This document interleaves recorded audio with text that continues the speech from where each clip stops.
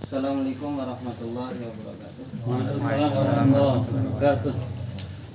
Alhamdulillahirabbil alamin. Wassalatu wassalam ala asyrofil anbiya wal mursalin wa ala alihi wa ashabihi wa tabi'ina lahum bi ihsanin ila yaumiddin, amma ba'd. Syukur kita kepada Allah Subhanahu wa taala yang telah memberikan kita banyak kenikmatan. Yang sangat terpenting adalah iman. Setelah iman, Allah beri kenikmatan berikutnya lagi, yaitu berupa ilmu. Bagaimana sabda Rasulullah, man yuridillahu bihi khairan yufaqihu fiddin. Barang siapa yang Allah menghendaki kebaikan untuknya, maka Allah akan pahamkan dia dalam agama. Artinya apa? Allah datangkan kita kemari, duduk dalam majelis ilmu, ini sudah suatu tanda Allah itu menghendaki kebaikan untuk kita. Tanda Allah mau menghendaki kebaikan untuk kita. Wa innama ana qasim wa yu'tillah. Dan saya hanyalah membagi dan Allah yang memberi. Ini artinya apa? Gurunya sama, pelajarannya sama, pemahaman berbeda. Mengapa? Yang memberi itu Allah. Yang memberi Allah. Saya hanya membagi. Misalkan saya perintahkan kepada Arif membagikan uang untuk santri. Nah, saya sudah pastikan ini si fulan dapat sekian, si fulan dapat sekian, fulan sekian. Udah ada jatahnya masing-masing di amplop itu. Hanya saja Arif yang memberikan. Nih. Maka dari sini bila kita lihat kelasnya sama, gurunya sama, mata pelajaran sama, ada yang paham 100%, ada yang 90%, ada yang 80%, ada yang salah paham. Ada yang salah paham. Maka dari sini setelah kita tahu bahwasanya hakikatnya itu Allah yang memberi pemahaman, memberi ilmu kepada kita, maka selain ikhtiar kita harus berdoa. Harus senantiasa berdoa. Allahumma faqihna fid din, ya Allah, berilah saya pemahaman dalam makanya kita Nabi saja doa, Rabbi zidni ilma. Ya Allah, tambahkanlah ilmu untuk. Kenapa? Ya tadi, wa yu'ti Allah yang memberi. Wala yazalu amru hadil ummah mustaqiman hatta taqumu sa'ah wa hatta ya'ti amrullah. Dan tidak henti-hentinya urusan umat senantiasa lurus, terjaga sampai terjadinya kiamat. Ini apa? Agama itu sudah dijamin sama Allah akan senantiasa utuh, akan senantiasa dijaga agama itu. Makanya ada istilahnya mujaddid, pembaharu. Pembaharu bukan arti membawa ajaran baru, memberi penyemangat yang baru dalam umat ini. Agama yang sudah lama ditinggal itu datang orang yang memperbaharui, sehingga orang menganggap baru kenal ini ternyata agama, padahal dari kecil sudah Islam. Seperti itu namanya mujaddid, pembaharu, ya, memperbarui kesemangatan umat dalam mengamalkan agama. Itu namanya mujaddid. Jadi kalau agama sudah Allah jaga, ya jadi masalah ini kita Allah libatkan di situ atau tidak. Jadi masalah itu kita terlibat di situ apa enggak? Termasuk kelompok yang berusaha menjaga agama, menjaga akidah, atau kelompok yang termasuk ingin merusak. Nah, seperti itu. Rawahul Bukhari wa Muslim wa Tabrani ila anhu qala sami'tu Rasulullah sallallahu alaihi wasallam yaqul ya ayuhan nas innamal ilmu bitta'allum. Wahai manusia, kata Rasulullah, ilmu itu didapatkan dengan cara belajar. Innamal ilmu bitta'allum. Sesungguhnya ilmu didapatkan bitta'allum dengan belajar. Jadi enggak ada istilahnya orang tiba-tiba lahir langsung walim, lu enggak ada. Enggak ada. Nabi aja diajari malaikat Jibril. Lah kita ini siapa ya? Kok nggak mau belajar? Ada orang mengatakan nggak perlu belajar, nanti kalau kita sungguh-sungguh akan dapat ilham. Ilham. Lah ini nggak benar juga ya. Kenapa? Ilham itu datang setelah kita belajar. Nah, contohnya kita sudah tahu semua rukun Islam nih. Ada 5. Setelah tahu rukun Islam ada 5, dalam menyampaikan penjabarannya ada pemahaman yang masing-masing. Ada ini pemahaman Ustadz Mawardi karena terbiasa mengajar bisa menerangkan satu rukun itu dalam waktu 15 menit gitu. Misalnya ada yang nggak belajar ya cuma rukun itu aja. Nah, kelebihan-kelebihan itu ilham gitu. Setelah kita mengetahui pokok-pokok dari ilmu tersebut, bukan orang nggak tahu apa-apa terus bisa menyampaikan hukum. Lah ini yang enggak, ya salah kaprah. Salah kan? Salah kaprah gitu. Wal fiqhu bitafaqquh, dan pemahaman itu dengan usaha paham. Nah, jadi kita ingin paham ya harus usaha paham. Memperhatikan, memikirkan, merenungi. Wa may yuridillahu bihi khairan yufaqihu fiddin wa innama yakhsyallah min ibadil ulama, dan hanyalah orang yang takut kepada Allah adalah dari kalangan ulama. Jadi salah satu ciri khas ulama itu apa namanya? Takut dengan Allah. Ini kita sedikit buka dengan apa? Keutamaan ilmu biar kita tuh semangat. Wa kharaja Tabrani bi isnadi an Abdullah bin Amr radhiyallahu anhu qala Rasulullah sallallahu alaihi wasallam qalilul ilmi khairum min kasiril ibadah. Sedikit ilmu lebih baik dari banyak ibadah tanpa ilmu. Sedikit ilmu lebih baik dari ibadah yang tanpa ilmu. Garis bawahi ya. Kalau ibadahnya serta ilmu ya lebih mantap lagi. Sehingga ada dikisahkan tuh ada setan mau menggoda orang yang sedang sholat tapi maju mundur nggak mau masuk. Maju mundur sampainya ada orang tidur. Lah kamu kenapa nggak masuk? Ada orang tidur. Loh kok kamu takut yang sama yang tidur? Itu orang alim. Itu orang alim. Napasnya saja bisa membakar diriku. Orang alim. Kenapa? Dengan dia bangun melihat oh ini sholatnya salah, gini. Nah selesai sudah. Sehingga apa? Dia sholat berikutnya sudah diterima sama Allah. Yang tadi sholat tanpa ilmu tadi, seperti itu. Makanya kemuliaan ilmu sangat tinggi. Makanya jarang orang lulus dalam menuntut ilmu. Orang jarang lulus dalam mondok menuntut ilmu. Di kampung tuh ulama lebih sedikit daripada kebanyakan umumnya. Mondok bisa betah sampai lulus, sampai dikasih wewenang guru, nah kamu sudah saatnya pulang. Nah ini jarang ya. Wa kafa bil mar'i fiqhan idza abadallah. Cukup orang dikatakan alim fikih, paham dengan urusan agama bila mana dia menghambakan diri hanya kepada Allah. Semakin tambah ilmu, semakin dekat kepada Allah. Semakin dekat kepada Allah. Wa kafa bil mar'i jahlan idza ujiba bi ra'yihi. Cukup sudah orang dikatakan bodoh kalau dia sudah bangga dengan pendapatnya sendiri. Selain saya salah, pendapat paling benar pendapat saya. Selain pendapat saya salah semua. Kalau ini goblok hakikatnya. Ini hakikatnya goblok. Yang bilang goblok siapa? Rasulullah sendiri masih Rabbi zidni ilma, minta tambah terus ilmu itu, apalagi setingkat kita. Makanya ketika Abu Hurairah itu mengadu kepada Rasulullah, ya Rasulullah, saya ini kok dalam belajar ini sering lupa ya Rasulullah. Maka ketika itu Rasulullah memegang dadanya Abu Hurairah, didoakan. Setelah itu Rasulullah pun mengajarkan doa kepada Abu Hurairah, Allahumma inni as'aluka ilman la yunsa.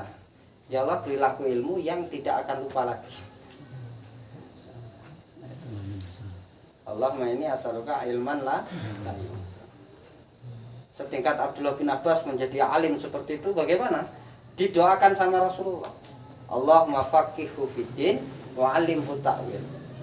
Ya Allah, pahamkan dia dalam urusan agama, ya. Ajari dia dalam takwil, dalam tafsir. Sehingga Abdullah bin Abbas itu ahli tafsirnya sahabat, ulamanya sahabat. Seperti itu. Dari sini apa? Pentingnya kita itu selain belajar, berdoa dan minta doa dengan orang-orang soleh, orang-orang alim. Ini sebagai pembukaan. Insya Allah setiap kajian kita buka dengan kepentingan ilmu. Kalau ngaji di rumah tuh enak, ada banyak kitab. Kalau misalnya yang datang tuh kitab terbatas. Nah, seperti itu. Nah, sekarang kita pelajari aqidatul awam. Tauhid itu artinya mengesahkan Allah. Wahada yuwahidu tauhid. Nah, kalau Arif paham itu masalah tasrifan. Itu mengesahkan Allah. Artinya apa? Belajar bagaimana hati kita tuh betul-betul yakin hanya kepada Allah. Ini ilmu yang paling nomor 1. Karena kaitannya ini membersihkan hati dari segala penyakit hati dan kesirikan-kesirikan. Karena dosa yang lain masih bisa dihapuskan, ya, masih bisa diampuni. Tapi kalau syirik kepada Allah, nah, seperti yang saya terangkan berkali-kali, ibaratkan matematika itu angka 1, tauhid atau iman, kaitannya dengan iman. Amalan yang lain ibaratkan angka 0. Nah, kalau angka 1 nggak ada, walaupun 0 itu buahnya, ya nggak diterima, nggak ada apa namanya, nggak ada nilainya. Seperti orang kafir bangun masjid, orang kafir nolong fakir miskin, orang kafir infak ke sana kemari, nggak usah heran, itu nggak ada nilainya, nggak ada nilainya. Jangan sampai kita tahu itu orang kafir baik dari mana? Dia nggak mau mengakui Allah Tuhannya sudah suatu keburukan. Sangat buruk ketika orang tidak mengakui siapa Tuhannya. Ya, seperti anak baik dengan tetangga, sama bapaknya nggak ngakuin. Siapa itu? Itu bukan bapak saya katanya. Walaupun dia baiknya itu setengah mati, bapaknya jengkelnya setengah mati. Bisa-bisa diusir dari rumah itu. Ya, seperti itu. Pulang ke rumah nggak diterima sama ayahnya. Lah, kamu nggak ngakui saya ayah kamu, nggak ngakui ini ibu kamu. Kebaikan kamu hanya kepada orang lain. Itu ibarat orang yang amalnya buahnya, cuma dia nggak mau mengakui Allah. Maka kita tauhid ini harus mantep, nggak boleh ragu-ragu, gitu. Karena zaman liberal seperti ini bahaya, ya, sangat berbahaya. Ya. Nah, bahkan setingkat orang agama pun terkadang terpengaruhi. Makanya liberal itu kalau dulu ya Mu'tazilah istilahnya ya. Nah, Mu'tazilah. Maka dalam zaman Imam Asy'ari, kenapa kok Imam Asy'ari itu sangat nonjol dalam ilmu tauhid? Karena beliau yang berjuang betul-betulan mempertahankan akidah umat. Ketika zaman fitnah. Ketika zaman fitnah, ilmu agama sudah tercampuri dengan pemahaman Mu'tazilah. Sehingga ketika itu Imam Asy'ari berjuang mati-matian demi mempertahankan akidah yang lurus bagi umat ini. Sehingga beliau menonjol di situ. Imam Asy'ari, Imam Maturidi, satu lagi Imam Thahawi. Ya, cuman Imam Thahawi ini pengikutnya atau murid-muridnya tidak begitu kreatif. Sehingga apa? Lama tidak dikenal. Yang menonjol 2. Karena Imam Madhab pun banyak sebenarnya ya. Enggak cuma 4 itu. Lebih dari 4 itu. Cuman murid-muridnya tidak begitu kreatif menyebarkannya sehingga enggak dikenal lagi. Dari sini makanya kita jangan terkecoh ketika kita mengatakan akidah saya ikut Imam Asy'ari. Loh kok kenapa enggak ikut Rasulullah? Nah, sekarang kita tes, kamu baca Al-Quran, baca aja. Bismillahirrahmanirrahim. Alhamdulillahirabbil alamin. Ar-Rahmanir-Rahim. Maliki yaumiddin. Nah, Maliki yaumiddin itu riwayat Imam siapa itu? Dia akan mengatakan Imam Hafiz.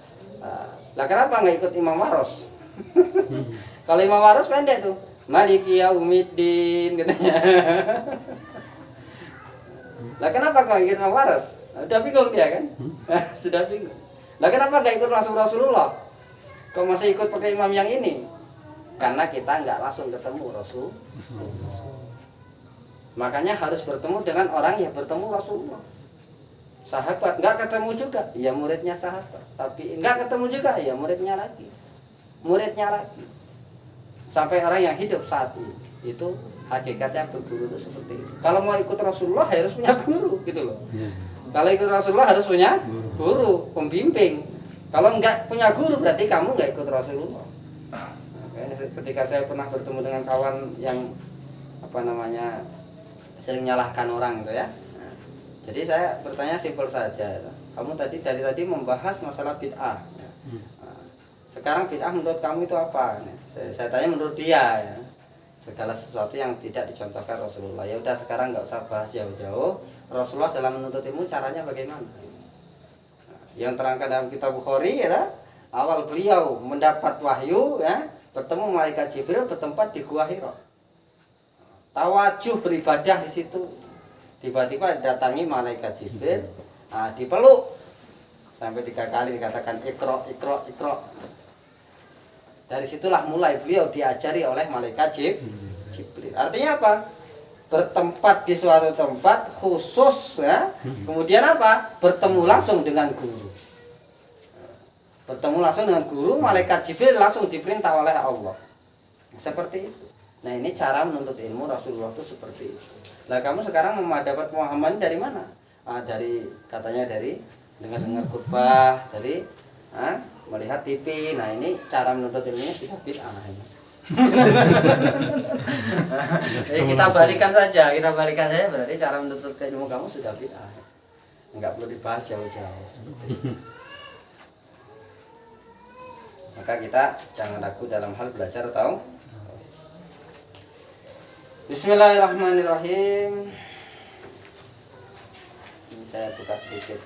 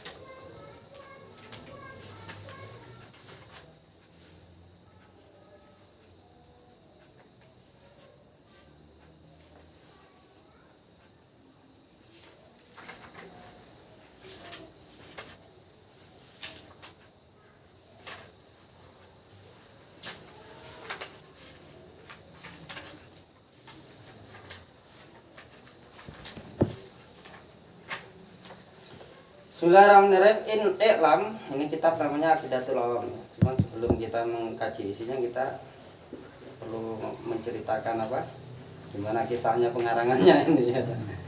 I'lam ana sababu hadhil mangdumah anad nadim ra'a Nabi sallallahu alaihi wasallam fil manam. Ketahuilah bahwasanya di antara sebab seorang musonef ini menyusun nadoman atau kitab yang kita kaji nanti berbentuk nadoman ya. Syair-syair itu yang berisikan ilmu tadi.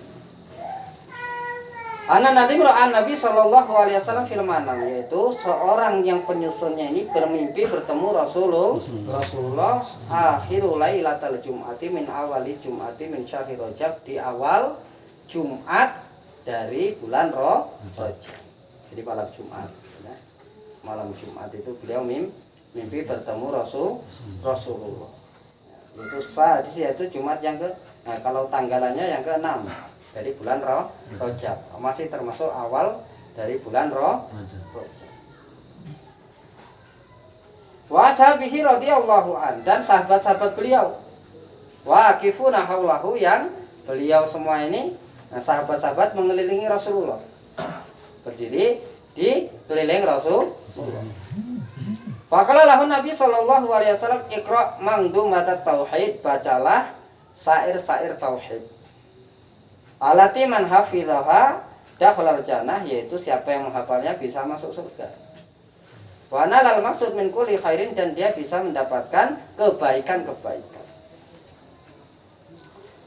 Wa faqal kitab was sunnah, dan nadhaman tersebut adalah cocok atau tidak berselisih dengan Al-Quran dan Sunnah. Faqala lahu, maka Syekh Marzuki tadi bertanya kepada Rasulullah, wa ma tilkal mangdumah ya Rasulullah, nadum itu apa ya Rasulullah? Faqala al ashabu lahu isma min Rasulillah ya ma yaqul. Faqala Rasulullah sallallahu alaihi wasallam qul abda'u bismillahi wal rahman. Ketika dia bertanya, sahabat bertanya, dengarkan apa yang disampaikan Rasulullah itu. Nah, maka Rasulullah membacakan bait syair abda'u bismillahi wal rahmani hila sampai akhir nanti. Jadi diajari Rasulullah langsung dari mimpi. Nah, timbul pertanyaan, apakah mimpi bisa jadi dalil? Kalau mimpi kita ya nggak bisa. Ya, kalau mimpinya ulama ketemu langsung sama Rasulullah, jelas bisa. Ya, jelas bisa. Karena memang permulaan wahyu pun berawal dari mimpi yang baik. Nah ini dalam kitab Bukhari ya, mengenai apa? Permulaan wahyu. Biar sekali ngaji itu jelas ya. Biar enggak apa namanya? Enggak bingung gitu. Kalau ngaji enggak tuntas sih bingung gitu.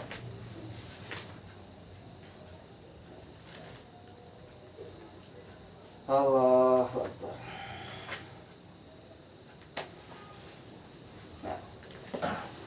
Bi qala hadatsana Yahya ibn Bukair qala hadatsana Al-Lais an Uqail an Ibnu Syihab an Urwah ibn Zubair an Aisyah ummul mukminin annaha qalat. Ini indahnya kitab Bukhari itu ya. Langsung menyebutkan gurunya atau Rasulullah ya.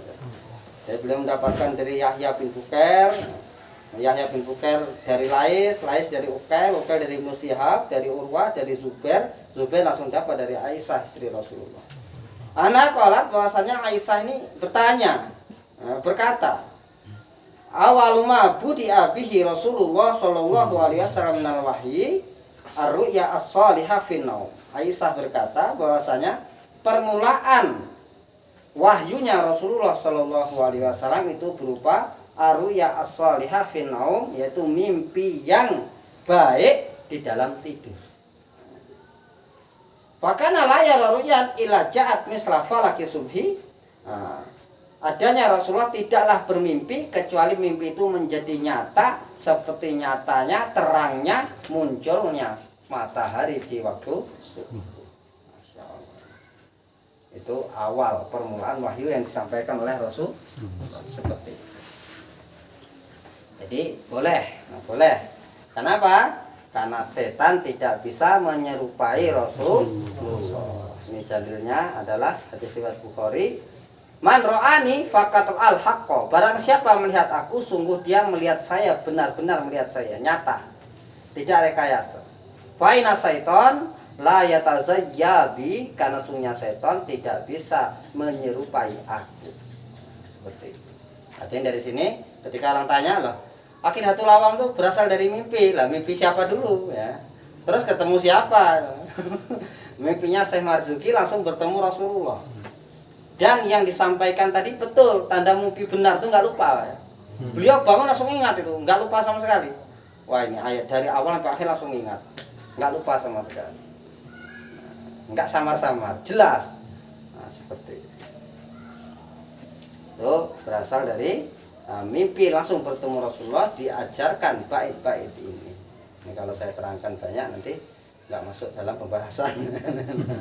Nah, dikit aja nggak apa-apa, kita langsung masuk di pembahasan. Bismillahirrahmanirrahim. Abda'u bismillahi warrahmani wabirrahimi daimil ihsan. Abda'u, aku memulai, yaitu abda'u fi ta'lifi hadhil mangdumah, yaitu memulai dalam menyusun nadoman tersebut.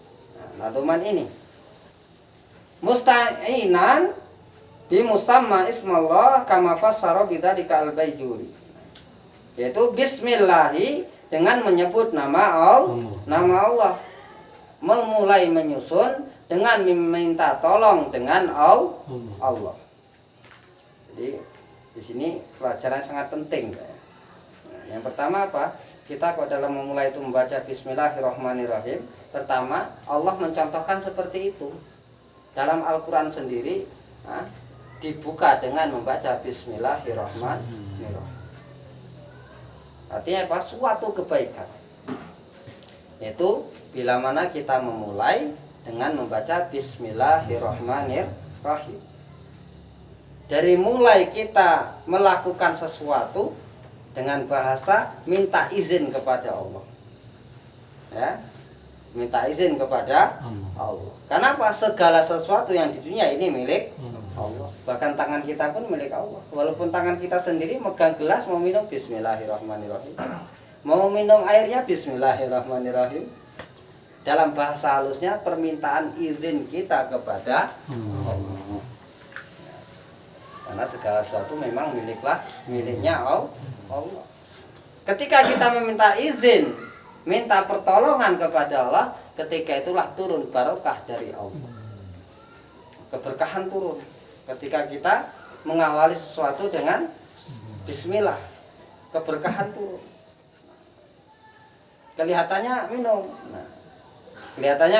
Minum. Ketika kita membaca Bismillahirrahmanirrahim, keberkahan turun. Dengan kita minum air tersebut, segar tubuh kita. Minuman tidak menjadi penyakit, ya. Tambah semangat ibadah. Barokah yang dirasakan di dunia. Tambah lagi di akhirat, pahala sudah menanti. Tetapi ketika kita mengawali sesuatu, walaupun itu boleh tidak membaca bismillah, berkah nggak ada jaminan. Makanya ketika orang makan tuh buahnya, waktu wambuh nggak kenyang-kenyang, kamu baca bismillah enggak tadi?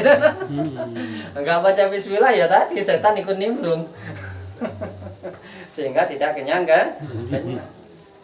Ada orang lama mengatakan juga, mengawali pertemuan dengan istri nggak baca bismillah, anaknya susah diatur. Oh, bapaknya lupa bismillah. Sudah teramat menggebu-gebu. Seperti itu.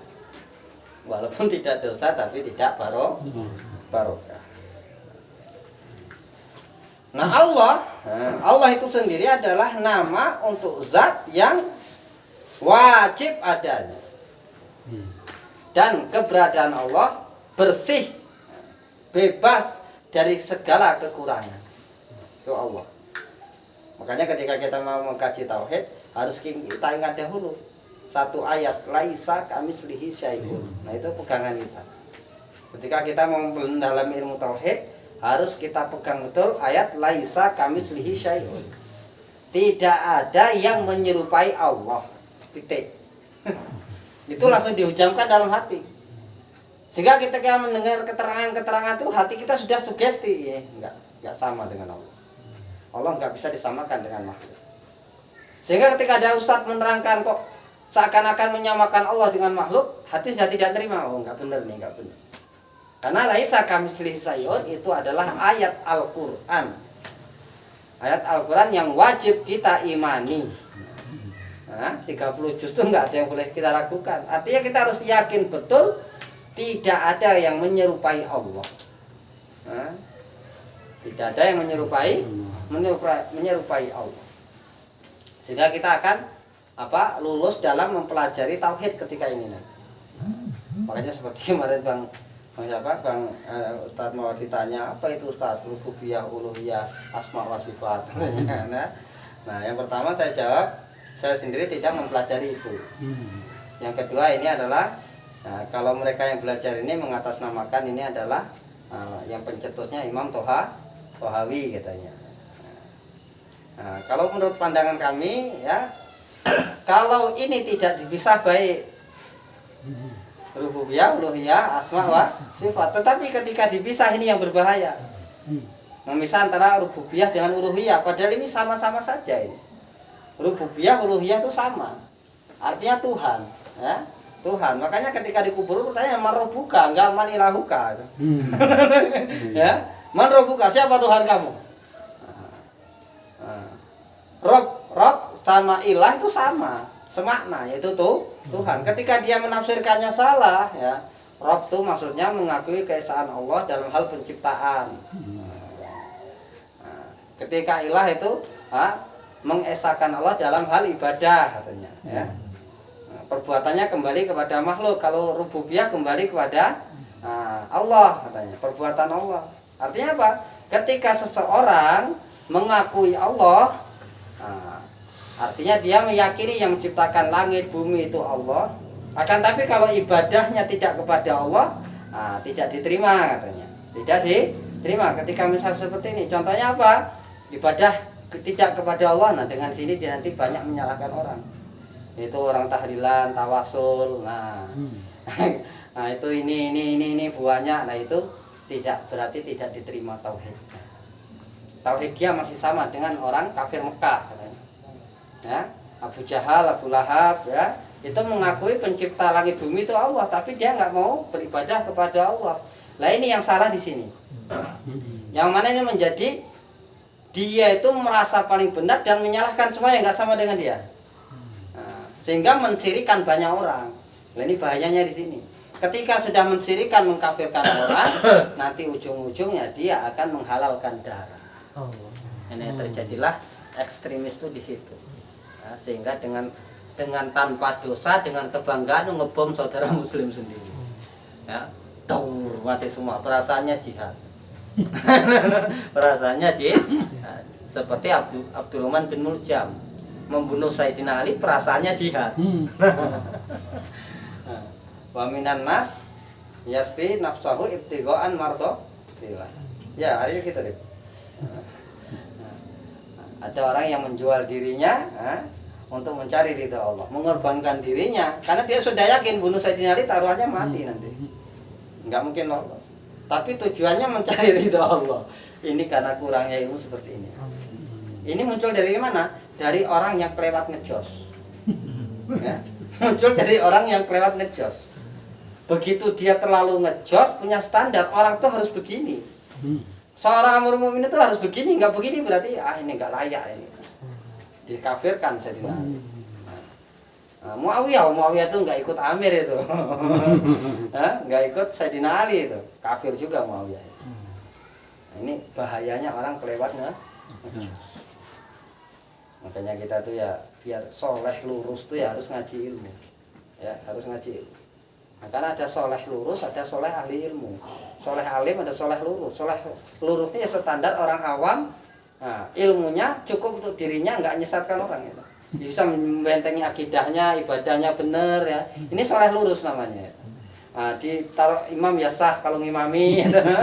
Nah, jadi makmum ya nggak rewel. Gitu.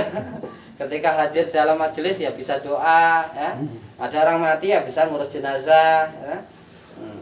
Ini namanya soleh lurus. Ilmunya cukup untuk dirinya sendiri, untuk lingkup keluarga udah cukup. Ada soleh alim ya, soleh yang bisa mengajarkan, menularkan keilmuannya kepada orang lain. Nah kalau kayak kita yang sudah menikah itu ya targetnya soleh lurus. Soleh lurus bagaimana ya banyak belajar itu. Kalau nggak belajar itu soleh nggak lurus, ini yang bahaya. Ini yang sangat bahaya. Sehingga perasaannya benar, oh ternyata salah. Nah, sehingga ada seorang kawan ya, yang nggak sebut namanya, bayan atau ceramah mengatakan mengapa Nabi Muhammad ketika di Mekah belum ditolong sama Allah, karena dia masih berharap dengan makhluk, yaitu kerabatnya. Itu kerabat dekatnya. Lah kenapa ketika Madinah Nabi Muhammad ditolong Allah? Karena dia sudah jauh dari keluarga, nggak berharap lagi dengan makhluk. Ini orang goblok ini. Ini orang goblok. Kenapa? Madinah itu masih keluarga Nabi juga.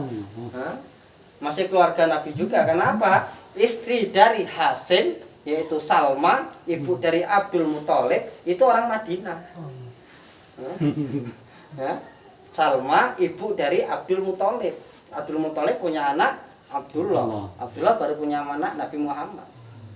Makanya orang Madinah itu masih kerabat Nabi dari jalur nenek tadi. Masih kerabat. Nah kalau orang Mekah kerabat Nabi dari jalur kakek atau ayah. Dari jalur kakek ayah itu diterangkan dalam kitab Al-Barzanji. Bahkan ketika Nabi pindah ke Madinah, pertama kali yang membuat mimbar beliau yaitu adalah keluarga kerabat dari kalangan ibu, An-Najjariyah. Maka dalam kitab Barzanji diterangkan ketika Abdullah berangkat berdagang ke Sam, sakit singgah di Madinah, dirawat oleh keluarga dari Salma tadi sampai sebulan dirawat. Setelah itu baru meninggal. Nah, seperti itu. Nah ini dua-duanya sebenarnya masih kerabat. Hanya saja orang Mekah itu kerabat dari jalur Iya. ayah, keluarga, kakek-kakek itu. Dari jalur laki-laki. Kalau dari jalur wanita itu Madinah. Makanya pas, sudah dari Mekah, lahirnya di Mekah, meninggalnya di Madinah. Tapi kita maksudnya kenalnya kan yang di Mekah. Nah, makanya kata sebagian ulama mengatakan kamu jangan terlalu meremehkan keluarga dari jalur itu, dari Rasulullah itu. Kenapa? Di saat orang Mekah itu menolak, bahkan mengusir, menghina, menyakiti Nabi, mereka siap mati membela Nabi. Orang Madinah itu, siap rela membela Nabi, melebihi membela dirinya sendiri, siap mati. Bayangkan peristiwa perang Badar itu hanya berapa jumlah umat Islam? 313. Itu yang dari Muhajirin hanya 60 berapa gitu, 63 atau 62. Sisanya itu orang Ansor semua, mati-matian bela Nabi. Nah, ini orang tadi itu nggak punya ilmu sehingga apa? Nabi pun disalahkan. Nah, kalau Nabi saja itu masih berharap makhluk, terus bagaimana kita? Mau ngomong saya udah nggak berharap makhluk. Lah ini namanya dia, Masya Allah. Padahal dari kecil kita sudah dikasih tahu Nabi itu maksum, Nabi itu terjaga dari dosa.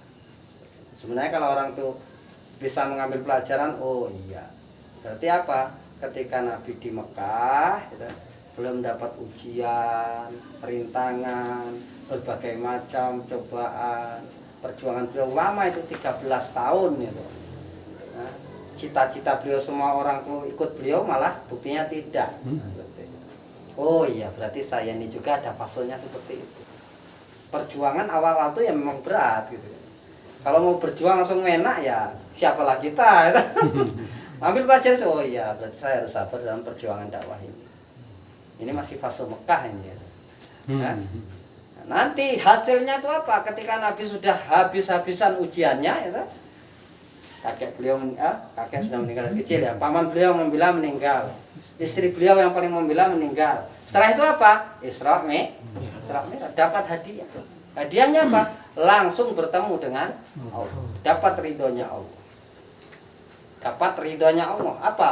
Assalamualaikum ayuhan nabi wa rahmatullahi wabarakatuh, kata Allah. Keselamatan atas engkau wahai Nabi. Langsung jaminan selamat dari Allah. Nah, bagaimana jawaban Nabi? Assalamualaikum wa alaikadillah sholihin. Semoga keselamatan atasku ya Allah dan atas hamba-hamba yang soleh. Masih mikirkan umatnya. Sudah setingkat enaknya seperti itu, masih teringat umatnya seperti kita ini. Ya, sehingga di sini mengapa kok kita semua cita-cita anaknya soleh? Ya karena kalau soleh itu dapat doanya Nabi gitu loh. Doa Nabi nggak mungkin meleset. Tambah lagi doanya sahabat, tambah lagi doanya para ulama, para wali. Sehingga kalau kita sudah soleh, anak kita soleh, dimanapun tempat selamat. Mau jadi pejabat ya selamat, jadi polisi ya selamat, TNI ya selamat, jadi presiden ya selamat, gitu. Jadi ulama ya selamat, gitu. Dari orang miskin selamat, jadi orang kaya selamat. Kuncinya apa? Soleh. Makanya dari kecil dididik mengenai agama, sehingga ketika besar jadi apa saja bebas, lurus dia. Tapi kalau kesolehan ini belum menjadi sifat, dijadikan apa? Pengurus masjid, makan barang masjid. Jadi penguasa malah bikin kezaliman di mana-mana. Jadi ulama menyesatkan. Nah, ini repot ini ya. Kenapa kesolehan belum menjadi sifat dia? Makanya soleh itu perkara yang sangat penting. Kenapa? Ketika kita soleh dapat doa seluruh umat. Nah, yang jelas dapat doanya Rasulullah. Seperti itu. Makanya ketika Nabi Ibrahim doa itu, Rabbi habli minas sholihin. Ya Allah, berilah saya anak yang soleh. Doa 40 tahun belum dikasih. Makanya kalau kita doa belum dapat jangan ngacau gitu. Ya Allah, ini dengar apa enggak sih katanya. Bahaya. Nabi Ibrahim 40 tahun belum dikasih. Itu pun lain istri. Jadi Sarah belum dikasih. Buka cabang belum dikasih. Nabi Ismail. Sehingga apa? Doanya sudah lama, ketika lahir nampak betul ini anak soleh ini. Ya. dapat perintah disembelih pun siap. Nah ini nggak ada yang mengalahkan anak Nabi Ibrahim. Wahai anakku, tadi malam aku mimpi menyembelih engkau. Nah mimpi Nabi kan benar. Berarti itu perintah Allah, ya Allah, ya apa? Tanya bagaimana pendapat kamu? Kata Nabi Ismail apa? If al-matuma, kerjakan apa yang diperintahkan kepadamu wahai ayah. Satajiduni insyaallah minasabirin. Pasti engkau akan mendapati aku termasuk orang yang sabar. Sabar dalam menjalankan perintah Allah. Sabar dalam menjalankan, sabar itu artinya menahan diri. Sabar itu ada 3 tingkatan. Kita taunya sabar itu ya kalau dapat musibah sabar. Apa itu sabar? Ya sabar. Enggak tahu artinya. Itu bahasa Arab sabar, itu artinya menahan diri. Ada 3 tingkatan. Yang pertama menahan diri untuk tidak maksiat. Ini yang banyak orang jadi wali di sini. Banyak orang diangkat jadi kekasih Allah itu ketika bisa menahan diri untuk tidak maksiat. Dari mulai mata, hidung, mulut, nah itu ada saya kitabnya, kitab Bidayatul Hidayah itu yang menerangkan itu. Kitab Tasawuf Imam Ghazali yang menerangkan itu. Nah sehingga nanti lain kali saya kaji ya. Nah itu dari mulai bangun tidur sampai tidur kembali diterangkan di sunah-sunah Nabi. Nah, itu namanya kitab Bidayatul Hidayah. Kalau di grup kadang saya share, kadang enggak itu ya. Nah itu Masya Allah, kalau diamalkan tuh mulai kita bangun tidur sampai tidur kembali itu sunnah semuanya. Mulai dari doa, mulai dari ini semua diajarkan gitu. Nah itu kitab Tasawuf Imam Ghazali.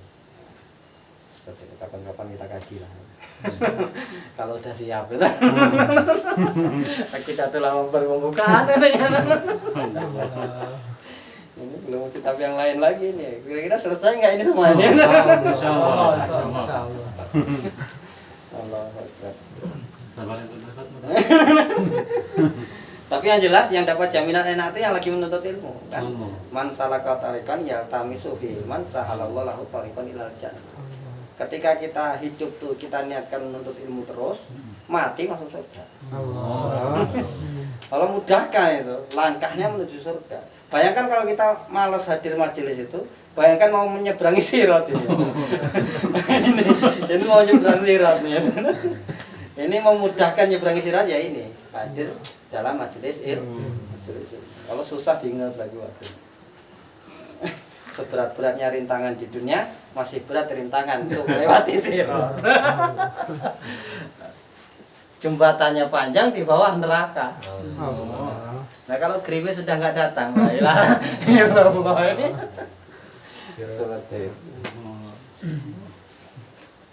Sampai mana tadi Pak? Jadi kemana-mana ini keterangan. Sabar. Yang kedua, sabar berarti menahan diri dalam menjalankan perintah Allah. Ini level kedua ini. Karena banyak kalau orang sholat itu banyak, tapi ketika sholat nggak ikhlas. Ketika sholat itu riak, nah itu lebih berat lagi. Menghilangkan riak dari dalam hati, menahan diri supaya tidak riak, menahan diri supaya tidak sum'ah. Itu yang paling berat. Menuntut ilmu banyak bisa, tapi yang menahan diri untuk tidak merasa paling baik, nah ini merasa paling alim, nah ini yang berat.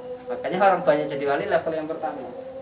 Yang kedua menahan diri dalam menjalankan perintah Allah. Berat memang ya. Ketika berangkat ke masjid berat, tapi ketika sudah di dalam masjid tidak ngerasani koncal, lebih berat lagi. Ketika berjalan matanya nggak memandang bukan mahram, lebih berat lagi. Yang ketiga menahan diri, tidak mencaci Allah, ya, tidak meratap, ya, tidak mengeluh ketika diuji sama Allah. Ini yang level ini. Wallahu a'lam bishawab. Hujan kan?